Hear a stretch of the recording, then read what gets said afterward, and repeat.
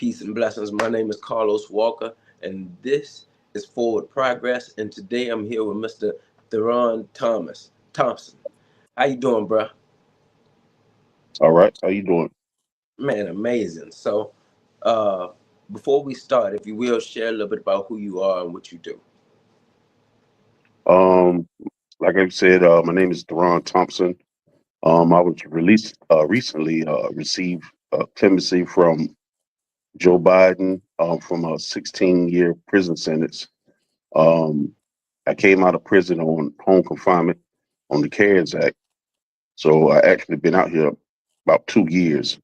But within those 2 years, I started an advocacy called Legal Remedy Aid and continued my education through Wake Tech Community College in obtaining an associate's degree in paralegal technology.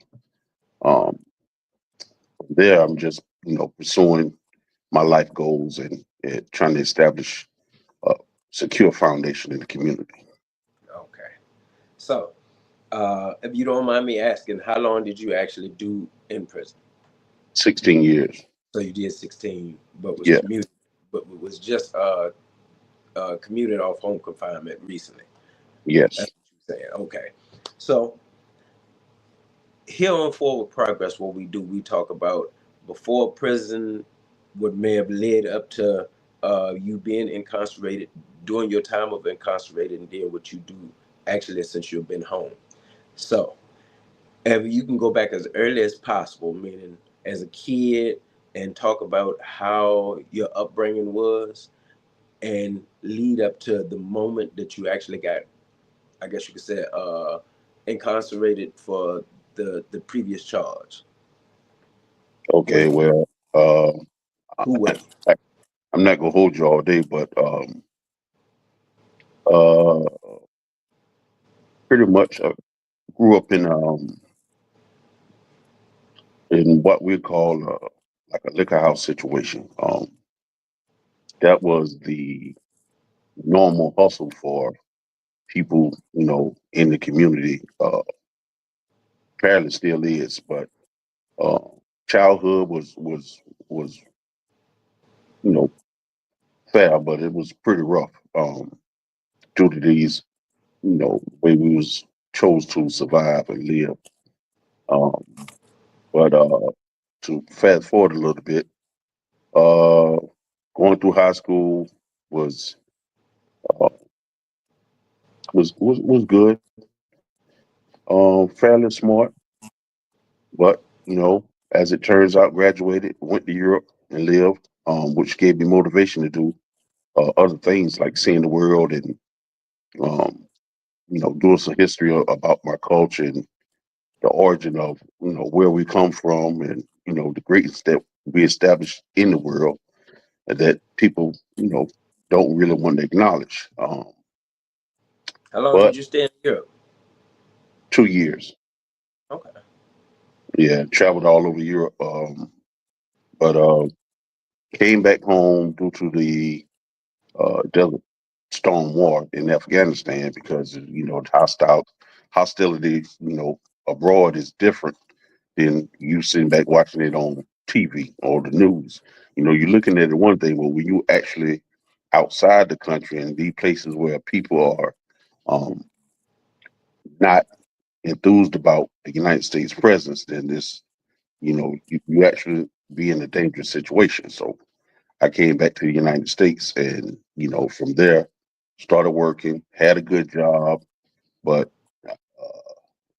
for the racial implications, this lady felt that I shouldn't have been in the position that I was in, got me fired, which led me to being back on the street. So from there, which I should have never made a decision to entertain the street, but being that I grew up in that surrounding so much, it's like second nature. So gravitated to it.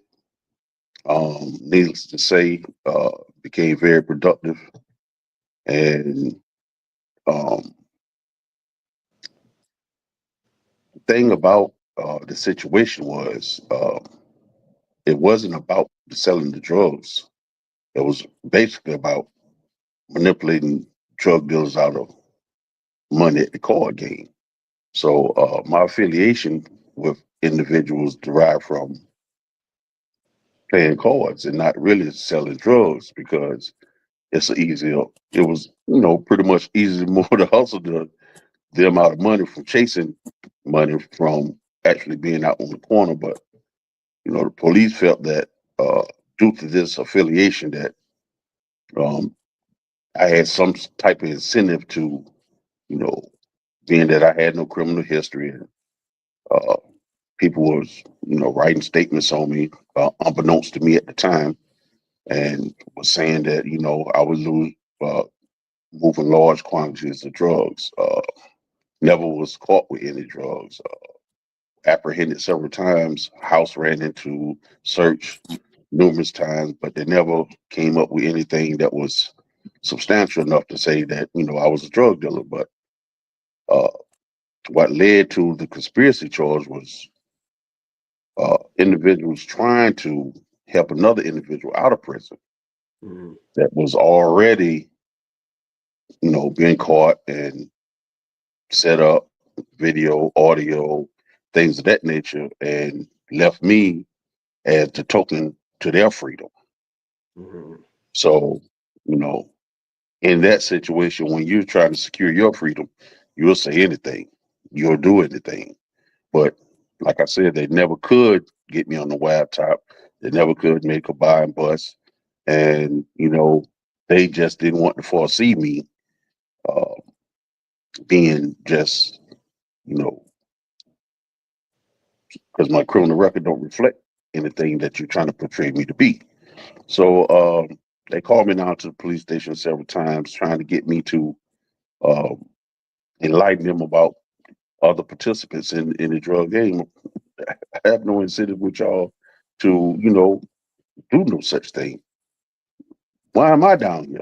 You know, Stated that I had, my whole life in front of me.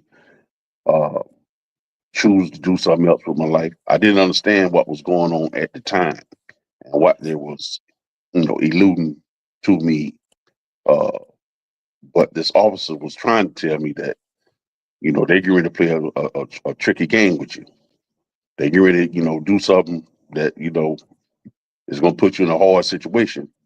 And, you know, being that he said I had my whole life in front of me, it was going to take a chunk of my life up, but ignorance didn't allow me to see what he was trying to tell me because I felt that, shoot, and I ain't doing nothing like that. I don't deal with him. I don't deal with that. So I'm pretty much good. But for the feds play a different game. They don't care nothing about anything but their agenda. So, um, like I said, the individual trying to get out of prison um, recruited several individuals that was uh, caught up. So they was trying to attempt to get me, which I already knew and understood what was going on. So in short, they still indicted me based on these dudes' information, trying to get me to cooperate. My thing was, what am I charged for? If you solely basing my charges on cooperating, what was your point of charging me? So, which led me to learning, uh, being that I was charged with conspiracy, the elements of conspiracy, and how can I be charged with a crime that took more than one person to commit by myself? Mhm. Now, on this road, which led me and opened doors to learning the legal system, I'm gonna summarize it that way because a lot of us is under the presumption that we have to learn the law. What we learn is the system. But once you learn the system, you can apply the law to whatever aspect of the system that you're pursuing to seek remedy from or relief from. Um, so throughout my stint in the county jail, reading Black's Law Dictionary, studying the rules of criminal procedure, federal rules of criminal procedure, uh, had a packet from Marsha Sheen out of Georgia that she was giving out to enlighten individuals that was trying to understand what was going on in that situation. So all I had was Black's Law Dictionary, this packet, and motivation. So throughout Yeah. my whole course of being in the county jail, I'm pressing the lawyer about these elements that need to be fulfilled. First element, I'm charged with a crime by myself. You're saying these So co-conspirators are supposed to be unindicted, revenge so exactly. But knowing what I know now, that the lawyers are uh, in cahoots. 90%, yeah, 90% of this esteemed conviction rate that they have and they brag and boast about, because that conviction rate that they brag and boast about is built on guilty pleas. Where the whole time I'm trying to go to trial, they're trying to intimidate me to plead guilty. But it didn't make no sense to me how I'm gonna get a life sentence and y'all have no drugs, I have no criminal history, you have no evidence, you didn't conduct the investigation, I don't see no record of the grand jury convening. So based on all these factors, man, I'm going to prison. I mean, excuse me, I'm going to trial.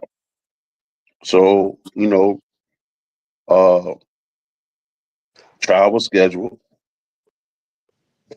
3 days before my trial started. They doing all these tactics in the county jail, waking me up 1, 2 o'clock in the morning, telling me to call my lawyer, call my family, things of this nature. And I'm telling them, why is you waking me up 1 o'clock in the morning to tell me to make a phone call and you know the doors are locked?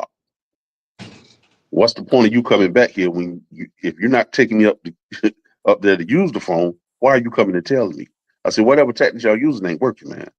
Whatever these people trying to tell y'all to do to intimidate me, it's not gonna work. But at the end of the day, they done got to my sister. So my sister's telling me, she's worried about me getting a life sentence in prison. So with that in mind, I was like, I just don't foresee it. I just don't, my gut is telling me, man, ain't no way in the world I'm gonna get a life sentence. No way. I just don't. I just can't go for that. But I sat down, thought about the situation, and said, well, um, I'm gonna plead guilty. Open guilty plea to all 5 counts of the indictment, which is something I should have never done. I should have went, Yeah, because you took an open plea. yeah, open plea to all counts. Or because the only plea agreement they had was a cooperation plea. Mm. And a lot of people don't understand, these dudes out here don't understand cooperating is providing evidence on yourself. The time that you're going to get for the cooperation is the time you already have. It's just they making it look like you got more because they, puff it all up to make it seem like the situation more than what it is. But you're going to get the same time you're going to get anyway. They really not have nothing against you, but you don't know that because we don't learn the system. We don't know about the rules uh, of procedure. We don't know about evidence, how it's introduced. We don't know things about the grand jury and how to be indicted because ignorance is, we're blinded by it. So, fear is now controlling. And this fear is why we make these bad decisions by the so called advice of counsel, thinking he has our best interests at heart, and he really doesn't. Mm. He's just trying to get you off his caseload, make that quick $3,500 and on to the next one. It's not really about your best interest. If you don't have your best interest in educating yourself about this system or about the law, then you're subject to anything. So um, when I got to prison, I'm still fighting my case. Lawyer So before, still before you jump too fast, okay. All right, you sitting in there, you're about to take this plea, open plea, to the right. 5 counts. And what are your emotions? What are you feeling? Because technically you about to get a boatload of time, not knowing exactly how much time because the plea doesn't really tell you how much time. What are your Right. emotions? I like to deal with the psychological standpoint of everything because Oh man, people need that's to I mean, understand where you was at and mentally. that's a good standpoint to take. And for real, that evaluation of yourself, even from an interview such as this or during that time, is essential to making your next move. Mhm. Um, that self evaluation is what I had to do to minimize. Uh, well, I shouldn't say minimize. I'm gonna say prevent from going insane because uh, the dude that one of the individuals that came back to testify against me, they put him in the cell with me. Mhm. So is when you're talking about the psychological effect, these are the things that play with your psyche Mhm. to an extreme where anger you want to move off anger, but you still got to think rationally. If I do something to this dude, then I know I'm never getting out of prison. They win because now the drug charge gonna go away, and they gonna focus on the murder or the assault of a government official or federal witness. Mhm. It's gonna escalate. So this dude in my cell crying and talking this and that. I really didn't want to hear it, but I had to sit there and deal with myself to the point to where I got to get out this situation. Because they're playing, they don't care nothing about the life that of those individuals. They don't care nothing about my life. So, during the course of that time, this was still prior to me pleading guilty. Um, that psychological effect, man, wrestled. I cried many days in the shower setting. That's the camouflage is, you cry in the shower. So, I had to wrestle with it. Finalized, said, man, I'm gonna go ahead and plead guilty, man, because I don't have no help. Um, and that last decision was made when I went to court. Um, and I addressed these concerns in front of the judge with my lawyer present, and everything I just spoke on about the elements of the offense, grand jury not convening, um, the lack of evidence, no investigation being recorded or documented. I addressed all this in front of the judge, and she said to the prosecutor that I assume the prosecution has charged you correctly. So I look at my lawyer for him to, I don't open the door. No Man, help all you gotta do is say something. and no help. So, and he looked at me and said, "Man, I know what you're trying to do." And it was, due to the restraints on me that kept me from actually jumping on him right there in the courtroom. He actually told me, "I know what you're trying to do. The system don't go like that."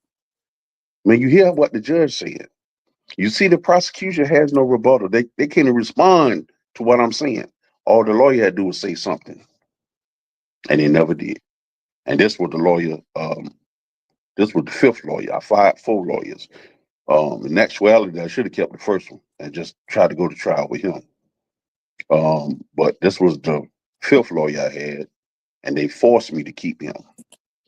But he just sat there and didn't do nothing and didn't say nothing. So when I got back to the county jail, that's what I decided to go ahead and plead guilty. I ain't had no help. Um, How much prior time to did that. they actually originally give you? Well, let me make this note. During the course of that dialogue with me and the judge, I offered to represent myself, and the courtroom erupted. And I didn't understand what I was saying at the time that was so significant, but the people in the courtroom did. So um, I offered to represent myself because it's plain to see that this lawyer, he ain't gonna do. He's not doing nothing. And you Mhm. forcing me to keep him. And she said, "No, you." I said, "No, you forcing me to keep him." And I told you he don't have my best interest. You're not trying to remove him, so you forcing me to keep him. but she trying to, still is, make a statement that I had a choice. No, I don't have a choice. You deprived me of that choice when you forced me to keep this lawyer that you see is don't have my best interest. But to fast forward just a little bit, get back to the county jail, um, and I make the decision to plead guilty. So this is like 3 days before my trial start. They had to change the plea hearing, and I go back to the county jail again. Now they're preparing the PSI. So the first PSI came back like 30 to life. Um, no, well, I think it actually was a little bit more than that. But the information in the PSI what shocked me because I'm looking at all this information from these individuals that I don't know, never dealt with. Um, I didn't even understand where they were getting this information from. So we objected to the first PSI. Second PSI came back, still looking at 30 years at a minimum. And, some of the information was redacted, but it still was a lot of information that I still didn't understand where they got it from. Um, so now, 30 years still standing. That's what I actually pled guilty to. Um, so I end up getting 26 years and 8 months Okay. after I pled guilty. Um, because criminal history, I was, I had no criminal history, so I was like a level 3. Being on probation, they did everything, just put me in the category 3 as well.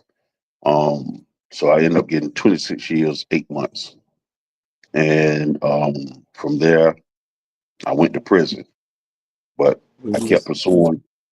Okay, when you you want? when you were sentenced, what was the feeling that you felt? You just got 26 years. Well, it's funny you asked that question because the dudes, um, the dudes that was in the holding cell with me, um, man, it's just like the life had just left them. Um, they couldn't eat. They couldn't, really. They was really destroyed, man. But me, I had my mind set on what I'm going to do next. My mind was set on, okay, we got to beat them on the back end. You Okay. know what you got to do. You know what you got to go in and do. And which you already know. That's what I done. That's what I was about So to ask you. So now you done entered the system. You're what was the first prison you went to? business is Okay, so you get to Bennettsville and give me some enlightenment on what that was like. well, enlightenment is a good choice of words because my first time in prison, um, never did anything outside the county jail. So I'm now thrown in a situation that to me is life and death. So the first thing, emotional stage I went through was survival. I'm not gonna die in prison. I refuse to let or to succumb to this situation. I'm not gonna be taken advantage of. I'm not gonna be, made, you know, uh, what's a respectable term that I can use, because the situation how they prey on the weak and they make the weak, you know, um, their partner. Homosexual. Yes.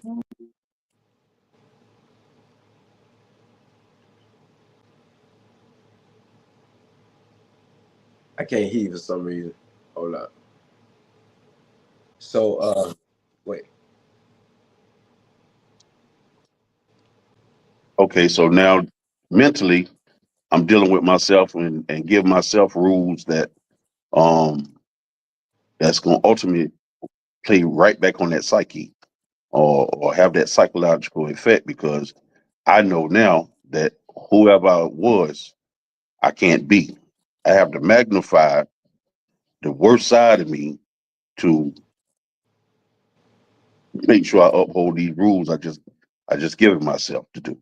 The first one was to survive in this situation. Now what reinforced that was you had like, I'm gonna say six. I want to say 10, but I know six people that you had to talk to before you went on the yard. And during this process, they're separating people, and you're talking to dudes along the way, but you're thinking that these individuals are solid from their conversation. So, um, as we're lining up, talking to these different counselors and administrative and SIS, and they're instructing us, if you're not willing to go on this yard, or you have someone on this yard that you can't, communicate with, you need to step to the left, well, to the right, rather. Um, if you have cooperated, this, that, and the third, you need to, and you don't feel, that your life, you need to step to the right. So all these people started uh stepping to the right. It was like, I guess I'm gonna say a safe number, 50 people on the bus. After that first separation, it knocked that down to at least 30. And he kept, running off things that, if you feel your life is threatened, just if you're not sure that you want to be here, you need to step to the right. So some more people step to the right. So it ended up being about, out of 50, about 15 people that actually were going on the yard. Now we're starting this procedure where we're talking to different counselors and administration. The last person you talk to is SIS. But this what solidified me into knowing that I'm gonna have to change as an individual to ensure that I survive. SIS told me to get with my homeboys and get your knife. So I'm looking at him like staff, like, what do you mean? Are you joking? You're like, no, I'm looking at you, Rex. You ain't been in no trouble. You ain't used to this type of environment. He said, man, get with your homeboys and get you a knife, man, to protect yourself.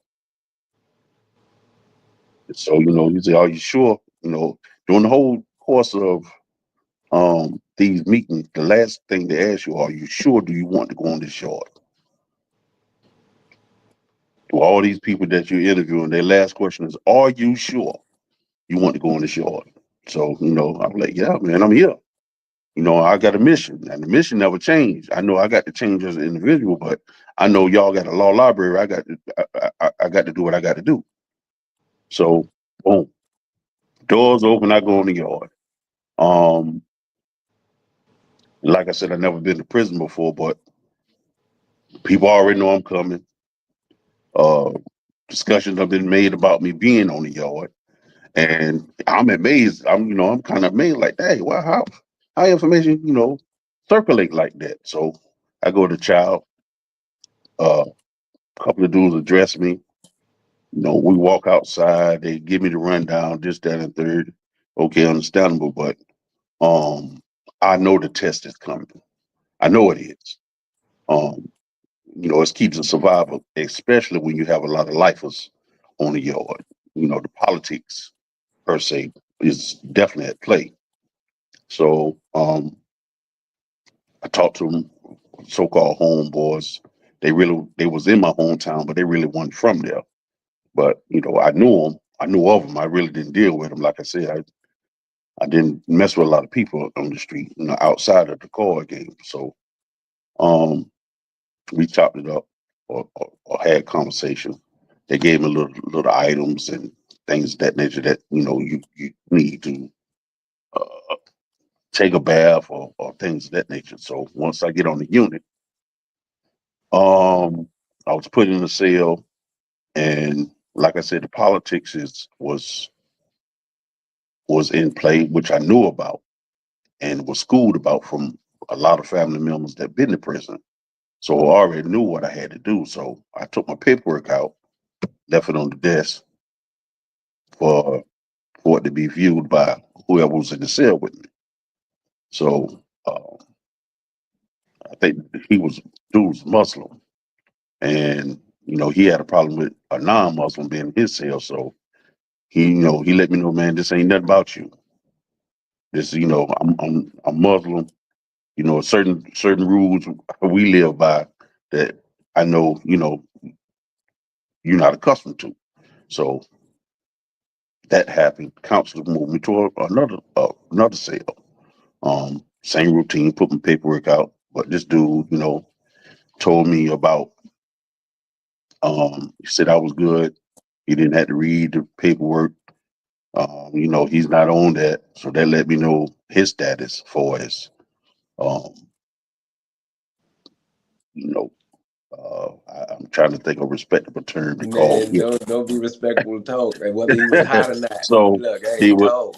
yeah, he was, he was on the take. So he was definitely hot. So he telling me about his cellie in the shoe, and he's coming out. So I said, cool, man. I'm gonna go down here and talk to the council, let him know the situation, and you know that I'm gonna have to move again.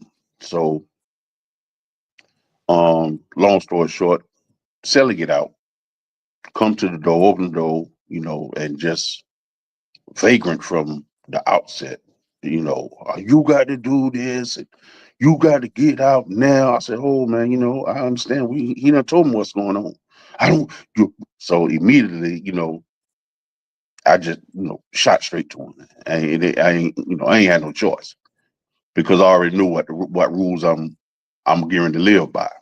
I got to make an example out of you, but it's necessary because, like I said, once again, unbeknownst to me, my homeboys or the people that um was going to end up making sure I was straight was trying to see what I was about. Like I said, I knew nothing about prison. I didn't know this backdrop was going on. I learned this after this event happened. So once me and this individual got into it, um, and I tried to do the extreme, whatever the extremest thing I could to him. But when I tried to get him over the rail, something caught, and he really didn't go over. But anyway, the situation was contained, and I see a group of individuals that was downstairs observing this, and they called me down there. So, man, now you in this cell.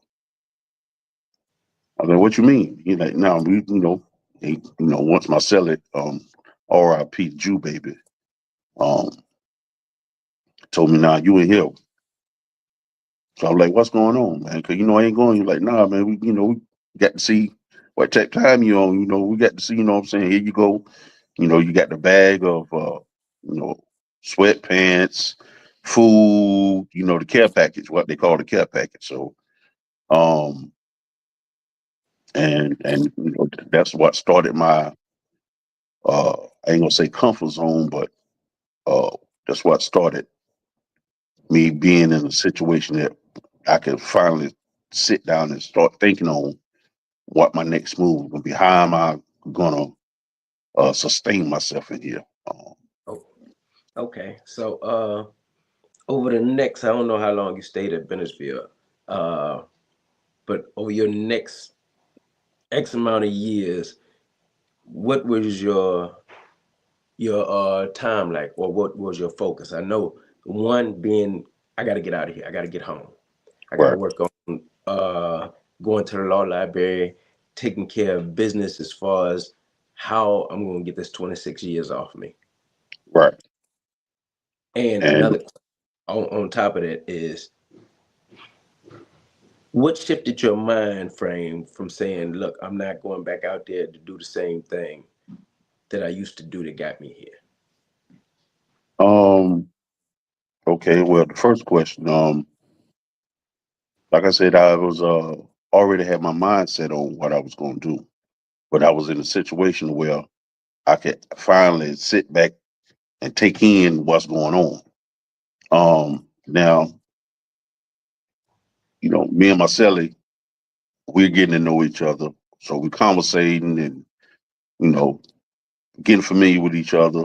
Ended up becoming a real cool, but even you and your cellie get into it every now and then. So because I wasn't going for anything, and he was on a type of time that kept me uh in the mix of things because of how he was doing his time. So, I can't, I had to ride with my celly, but he had a lot of controversy going on, and with the things he was doing on the yard to other individuals, he was kind of small, joke, cut up, worked out all the time, but he was a feisty little fella, but kept something going on. So in the midst of that, I worked my way to the law library. That's my daily routine, going to the rec yard law library. So doing the stint of that, I'm letting everyone know what I'm trying to do. Open discussions in the law library, which you're familiar with. I'm telling them about this and that. Dudes in there soliciting, trying to portray they, can get you out of prison, trying to, get money out of you and all this. But I'm used to that type of. I'm used to the hustle aspect of anything, so I can recognize it. So I'm learning in the course of these things and taking it all in. And as I'm learning, I'm noticing who's who and what's what about how individuals do things or their particular attitude in the way they do things. And um, this manner of research, what led me to an individual called, which I got to give him all the praise. Uh, uh, Diamond, what he chose to go by. I ain't gonna really say his government name because I know he probably wouldn't want to do that. But um, I noticed that he was an individual that really carried himself, you know, by himself. He, stayed studied, steadfast. So I asked him, would he help me with my case? How much would he charge me? He said, man, if I give you a number, you're not gonna like it. At the time I'm fresh in prison. Finance was still intact at the time. People was on board at the time. So I wasn't really worried about the number. But the number he gave me, I was like, wow, that's the price. He said, I told you wasn't gonna like the number. He said, but I tell you what, he said, since you trying to, you know, want me to charge you, he said, I teach you for free. And so that's how I began on being exposed to the system, which is by was one of the best experiences I had because his perspective is something I still use today. That's why I always try to pay homage to that point.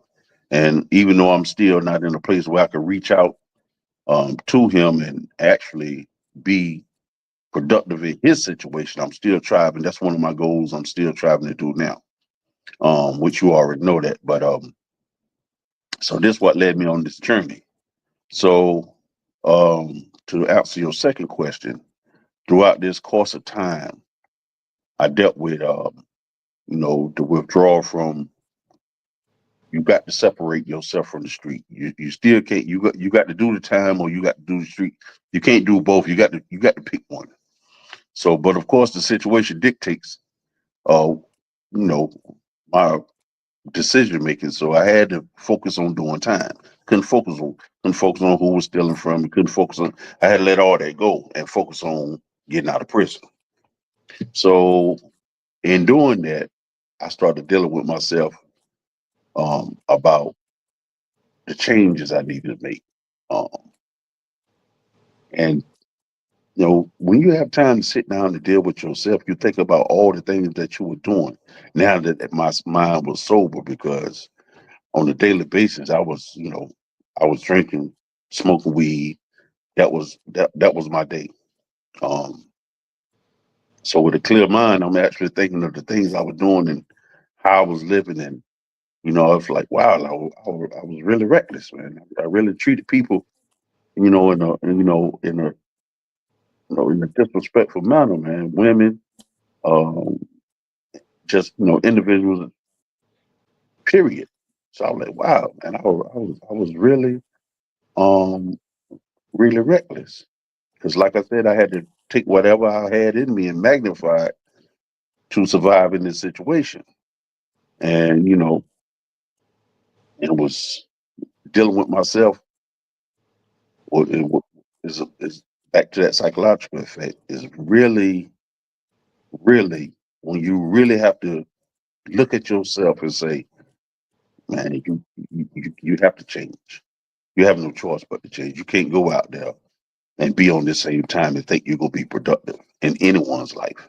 It's not going. It's not gonna happen. It's not gonna be. It's not gonna be that way when you get out there because things is changing. You hear how things are changing with the people or support that I did have in my corner. You hear how things are going, but when you get out here and see how bad it is, you know, man, I'm glad I did sit down and have that talk with myself because once you get out here and see that, wow, it's way worse than what it was when I was actually out here in the street. I got to move forward and progress on something positive. I have to. I have no choice. I have to be productive. I have to let people know that, man, this the system is rigged. The system is rigged, and this game is only designed to benefit off you. If you don't know no better, if if you're being controlled by ignorance or you living in a state of ignorance, the system is designed to feed off you. And either whether you want to see it or whether you want to believe it or not, it's hard for you to be in 2025 not knowing that this is what the system does. Everyone's talking about it. Everyone doesn't expose how the money that's being facilitated through this organization. It's known. It's a known fact. Judges don't privatize prisons for a profit. Nowhere in the world a judge should be able to have any type of interest in a prison when you're the one that's sending people to prison. If that ain't the most unlawful thing I've ever heard of, I never seen that. The system is designed to feed off you as in us as black people, make up a large portion of this system. And it's a sad thing. So regardless of the fact of what people say or do, they're going to try to move off your past or who you used to be. A lot of people see me as being soft because I'm not that individual anymore. That disrespectful person, that belligerent person, that unpredictable person. And people like Yeah. to, a lot of people still want to. I'm looking at them like, okay, now you got to change people, places, and things, but that's gonna lead you right back down to that road to get you right back the way you left from. And you pretty much learned all of this stuff from being there in Yeah, prison no, yes, and sir. Yes, realizing sir. that you had to rearrange your thought process, how you moved, who you hung around with, because you was in a small world that could get you in a bunch of stuff. Right, And to move and transition out here into this larger world, it's pretty much the same thing. right, Uh, while we're right here, you decide to make changes in yourself by dealing with self right, there. And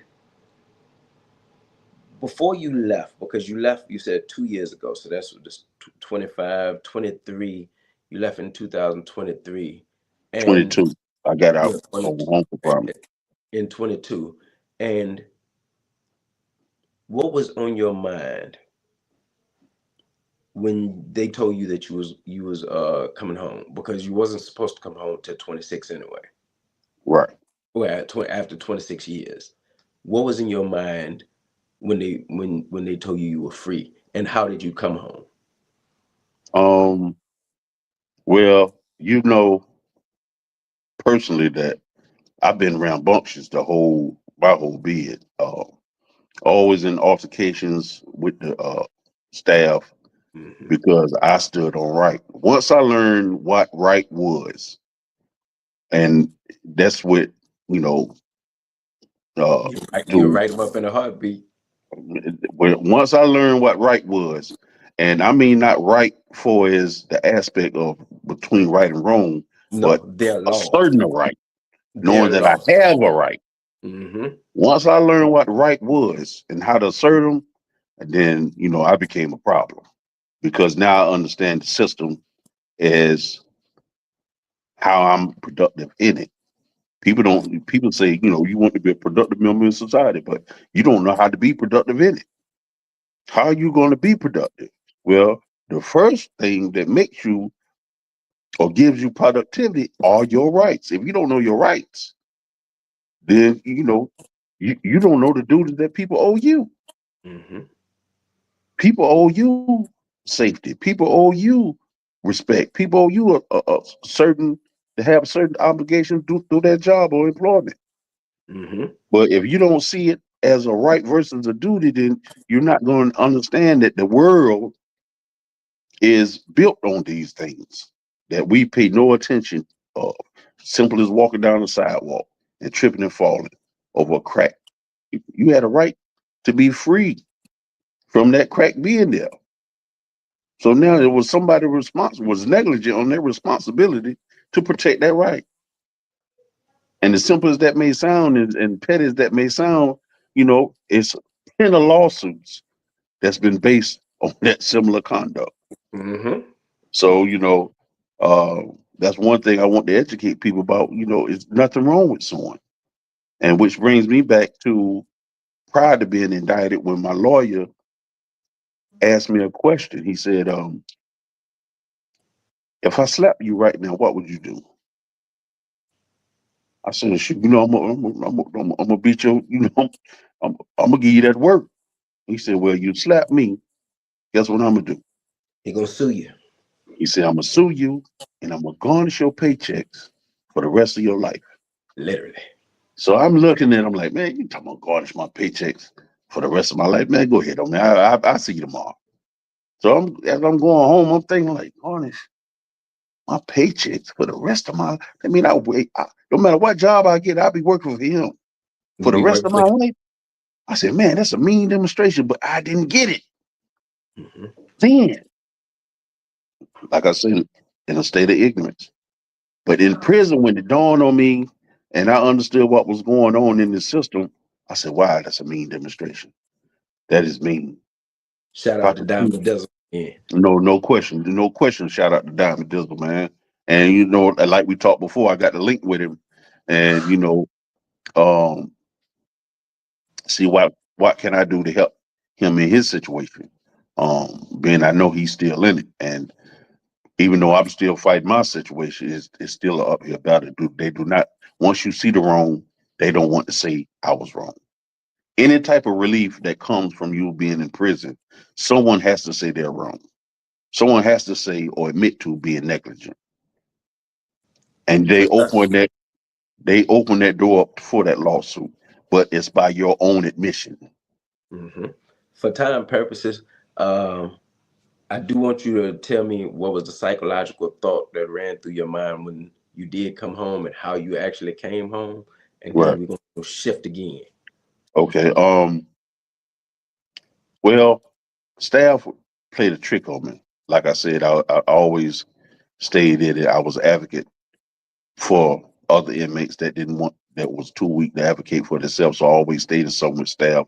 Staff knew I was very versed in policy and writing people up. Well, as we say, is a colloquial term, but it's actually a prerequisite for a lawsuit when you exercise the administrative remedy. But that's the technical sense of it. So they called me in the office. They surrounded me. I'm already hostile because I don't know what to expect. Y'all acting crazy, man. What's going on, man? Here y'all go with this nonsense. Y'all know I don't like be boxed in this, that, so I'm going through the motions. So, he called the secretary, which was looking for me at my job, but I wasn't there. So I could hear her on the phone. Hold him till I get there.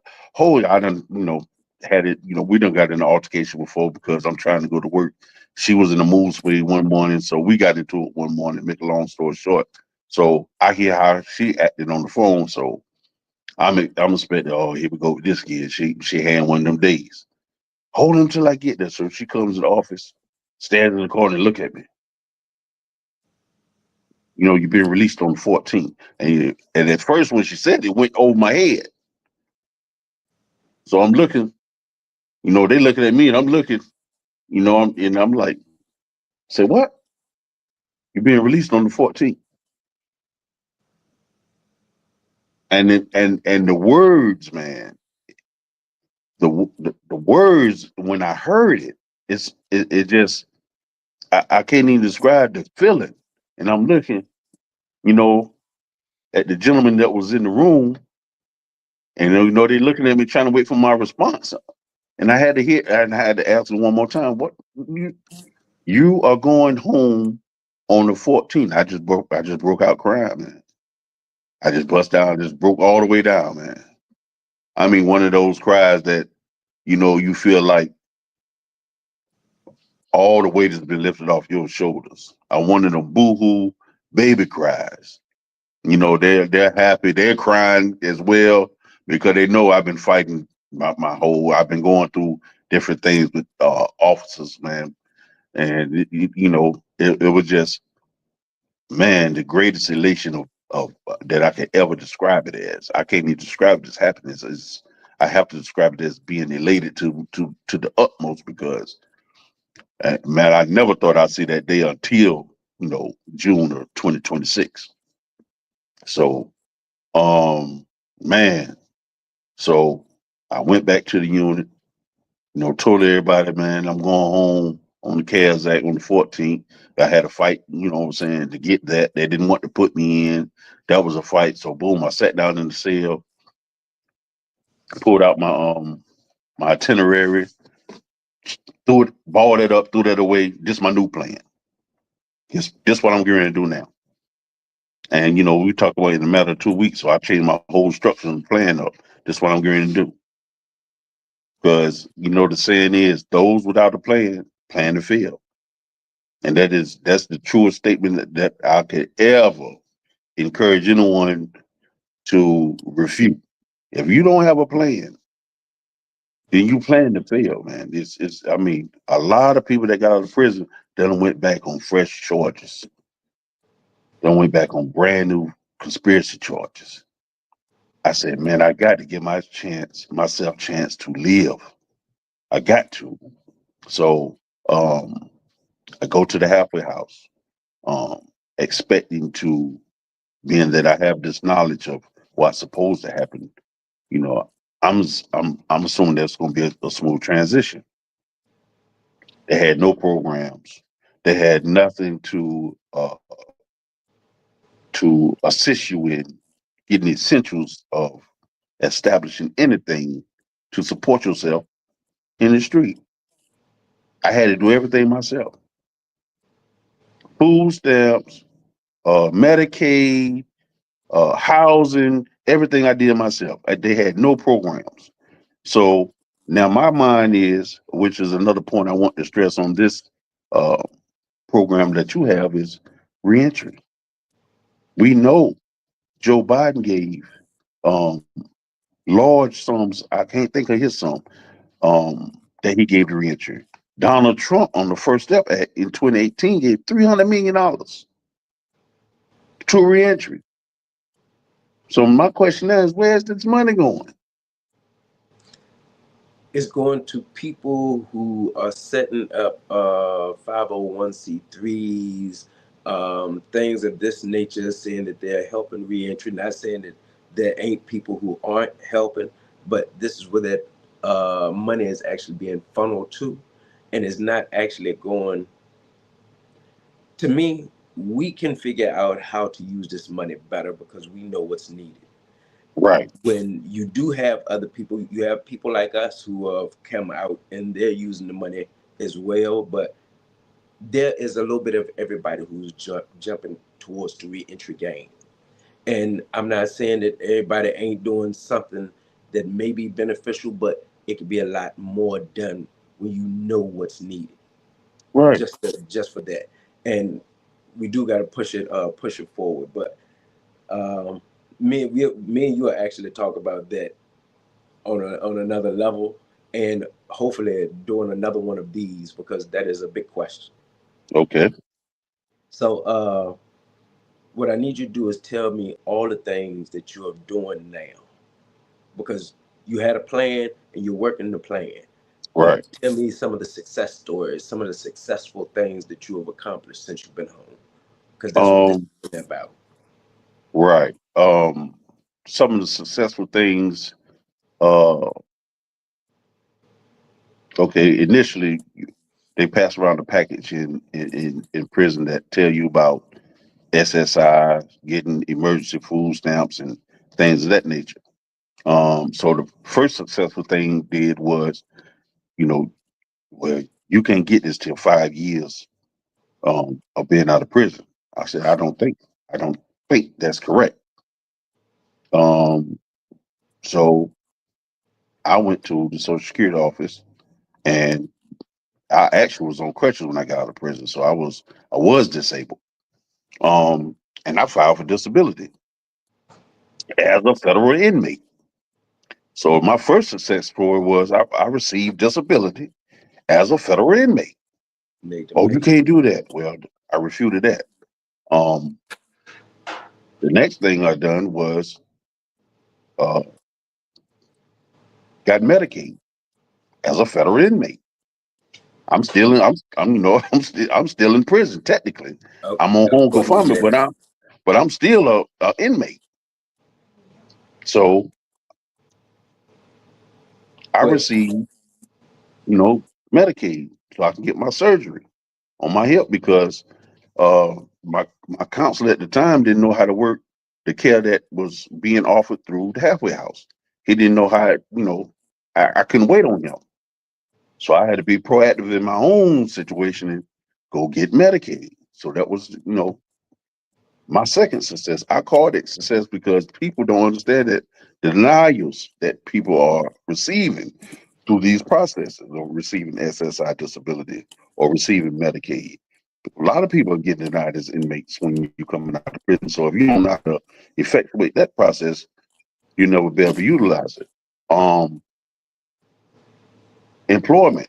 I went to all these places. I mean, I called numerous places or agencies that presumably this is what they do. We help you get job. We help you do this, which a lot of these agencies are taking this money and saying, well, okay, we're gonna give you a computer. We're gonna put information on the computer.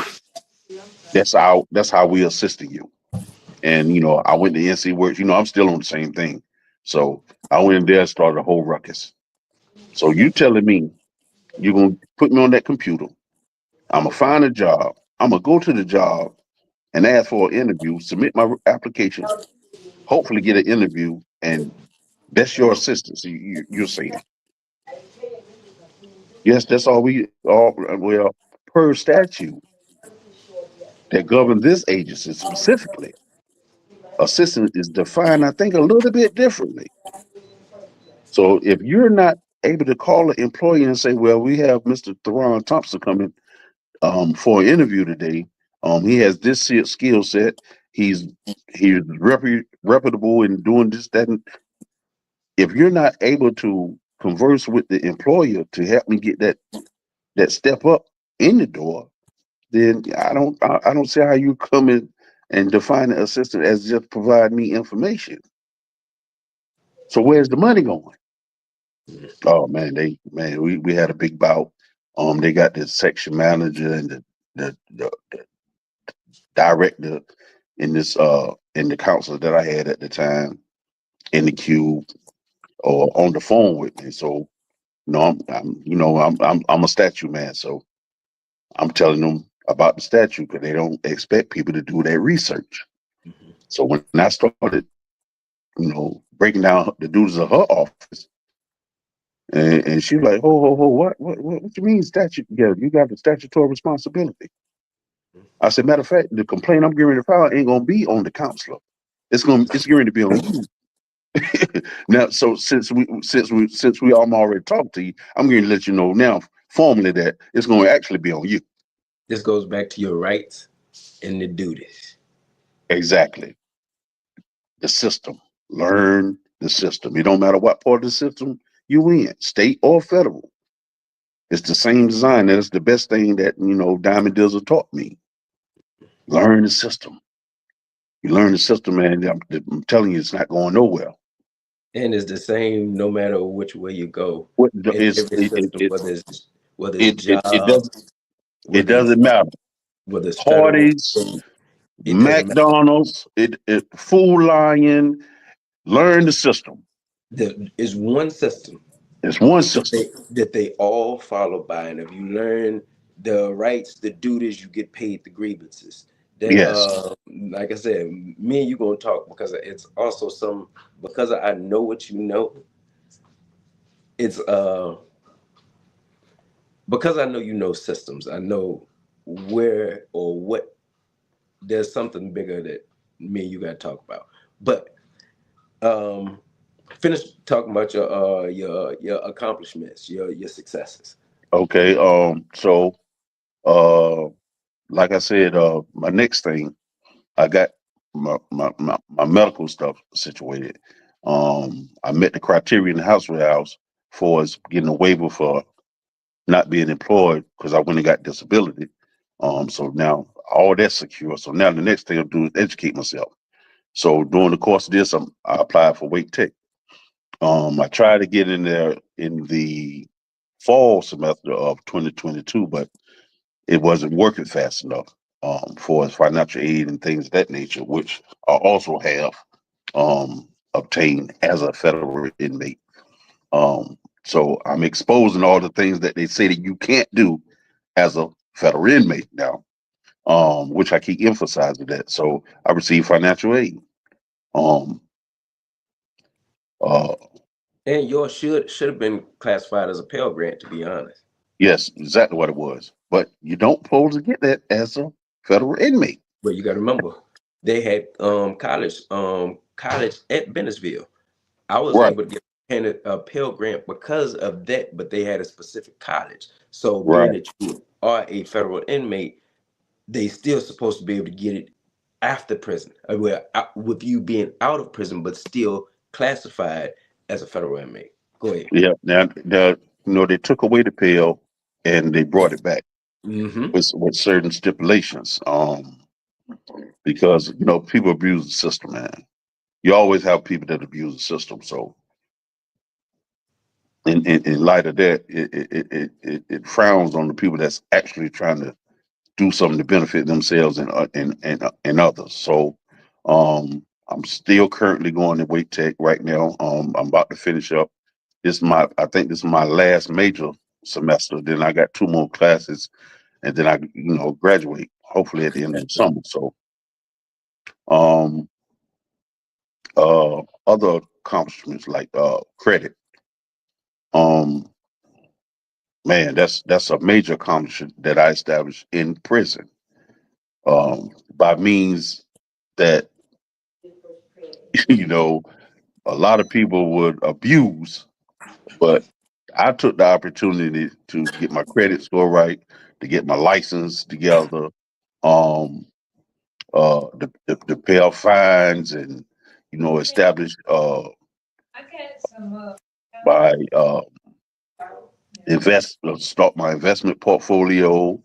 Um, um, and a lot of people you see are using this tool to go on TikTok or show start little things like workout.